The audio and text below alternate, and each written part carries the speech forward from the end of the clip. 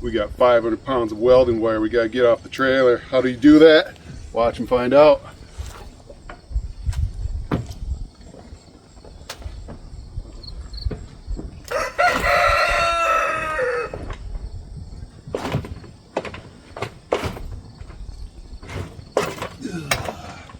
First we gotta get the dolly out of the way.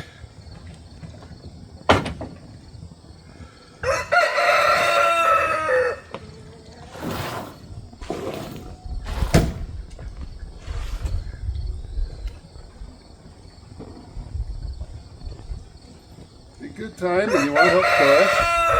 What? Want to help us push. Okay. We're gonna just that barrel. Push it over the edge. Yeah. Over the edge. If you guess the weight, you get to keep it. There's an hundred. All right, watch out. The trailer's slippery.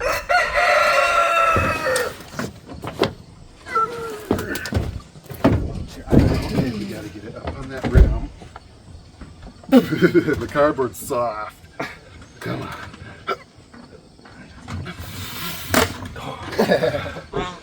Ooh, come on. Don't be in the way. We just want to get on the rim. And Yeah. It's on the rim. Okay.